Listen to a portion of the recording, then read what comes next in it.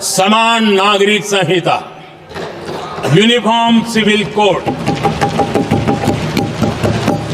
ये विषय भी संविधान सभा के ध्यान बाहर नहीं था। संविधान सभा ने यूनिफॉर्म सिविल कोड को लेकर के लंबी चर्चा की, गहन चर्चा की, और उन्होंने बहस के बाद निर्णय किया कि अच्छा होगा कि जो भी सरकार चुन करके आए वो उसका निर्णय करे और देश में यूनिफॉर्म सिविल कोड लागू करे। ये संविधान सभा का आदेश था। और बाबा साहब आम्बेडकर ने कहा था, जो लोग संविधान को समझते नहीं है, देश को समझते नहीं है, सत्ता भूख सेवा कुछ पढ़ा नहीं है, उनको पता नहीं है बाबा साहब ने क्या कहा था। बाबा साहब ने कहा था, धार्मिक आधार पर बने, ये मैं बाबा साहब की बात कर रहा हूं, इतना वीडियो कट करके घुमाना मत। आदरणीय सभापति जी, बाबा साहब ने कहा था, धार्मिक आधार पर बने पर्सनल लॉ को खत्म करने की बाबा साहब ने जोरदार वकालत की थी।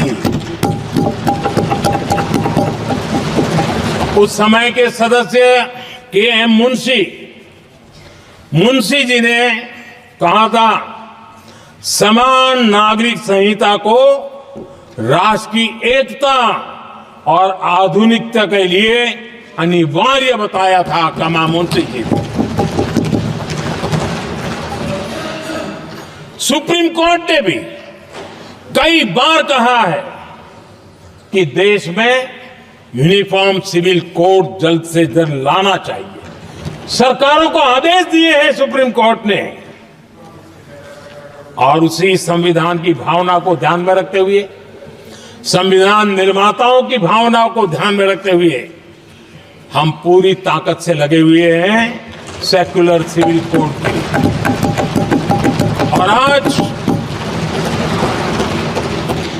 कांग्रेस के लोग संविधान निर्माताओं की भावना का भी, सुप्रीम कोर्ट की भावना का भी अनादर कर रहे हैं, क्योंकि उनकी राजनीति को सूट नहीं करता है।